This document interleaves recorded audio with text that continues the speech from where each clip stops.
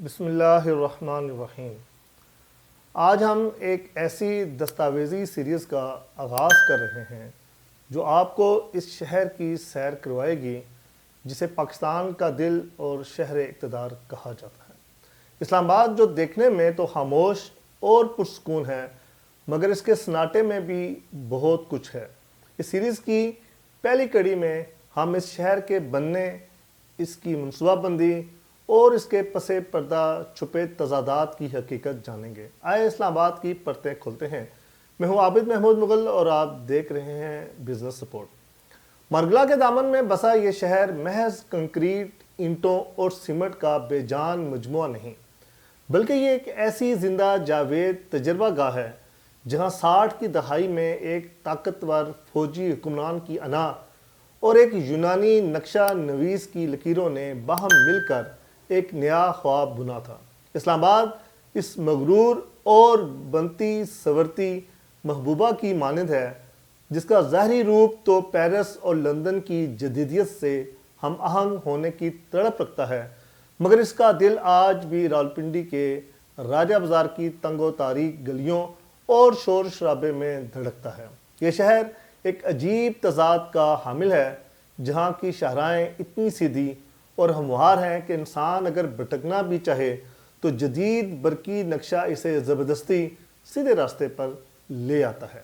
مگر ان ہموار سڑکوں کے پس پردہ چھپی ہوئی کہانیاں اتنی ہی پیچیدہ اور ٹیڑھی ہیں جتنی ہمارے ملک کی سیاسی بساط اور اس پہ چلنے والی چالیں ہوتی ہیں۔ جب سورج مارگلا کی چوٹیوں کے پیچھے سے طلوع ہوتا ہے تو وہ سب سے پہلے ان ایوانوں کو منور کرتا ہے جہاں فیصلے صادر کیے جاتے ہیں، لیکن اسی روشنی میں ان کچی آبادیوں کا نوحہ بھی صاف نظر آتا ہے جنہیں یہ شہر اپنے دامن میں چھپانے سے قاصر رہا ہے۔ 1959 کا وہ وقت یاد کیجئے جب کراچی کی حفظدہ سیاست اور سمندر کی نمکین ہواؤں نے اس وقت کے مقتدر حلقوں کا دم گھٹنا شروع کیا تو ایک ایسی پناہ گاہ کی ضرورت محسوس کی گئی جو عوامی احتجاج کے شور سے دور ہو اور جہاں اقتدار کے ایوانوں کو کسی عوامی رد عمل کا خوف نہ ہو۔ چنانچہ یونانی ماہر تعمیرات کو بلایا گیا جس نے ترسیمی کاغذ پر 906 مربع کلومیٹر کا ایک ایسا ریاضیاتی جال بچھایا جس نے صدیوں قدیم پٹوہاری ثقافت، یہاں کے قدیم پیپل کے درختوں اور صدیوں سے بہتے چشموں کو جدید قطعات اور حلقوں میں قید کر دیا۔ یہ شہر کسی پیراگراف پر ابھرتی ہوئی ایک ایسی ریاست تھی جہاں ہر چیز کے لیے ایک محسوس خانہ مختص تھا مگر منصوبہ ساز یہ بھول گئے کہ انسانی جذبات اور معاشرتی ضروریات کو خانوں میں تقسیم نہیں کیا جا سکتا۔ اسلام آباد آج کسی لاڈلے چھوٹے بھائی کی طرح اپنے بڑے بھائی راولپنڈی کے کاندھوں پر سوار ہے جس نے اپنا سکون، اپنی سڑکیں، اپنا پینے کا صاف پانی اور اپنی قدیم ثقافت اور اپنی قدیم شناخت اس شہر بے مثال کی چمک دمک کے لیے قربان کر دی مگر جواب میں اسے صرف ٹریفک کا نہ ختم ہونے والا ازدحام اور جڑواں شہر کا ایک ایسا توق ملا جو اس کی ترقی کی راہ میں رکاوٹ بن گیا۔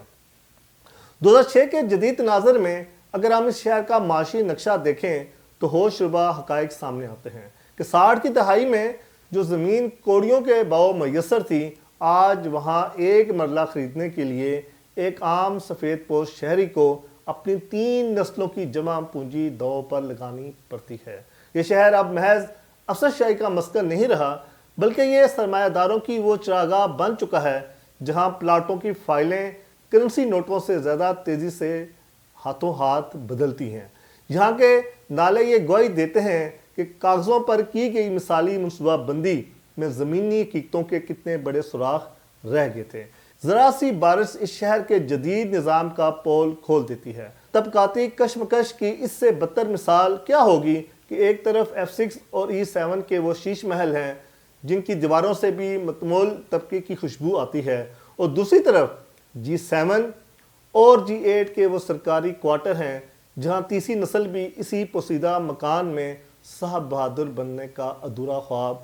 آنکھوں میں سجائے ریٹائرمنٹ کی دہلیز تک پہنچ جاتی ہے۔ یہاں کا بابو کلچر اور افسر شاہی کا غرور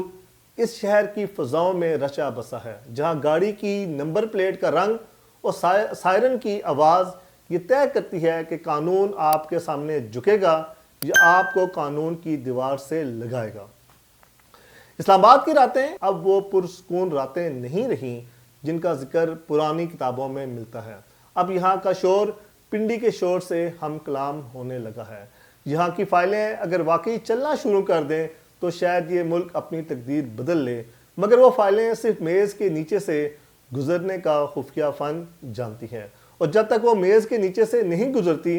تب تک اس شہر کے نظام کا پہیہ جام رہتا ہے۔ یہ شہر ایک ایسا آئینہ خانہ ہے جہاں ہر شخص دوسرے کو نیچا دکھانے کی تگ و دو میں مصروف ہے، جہاں برانڈڈ لباس اور مہنگی گاڑیاں ہی انسان کی پہچان بن چکی ہیں۔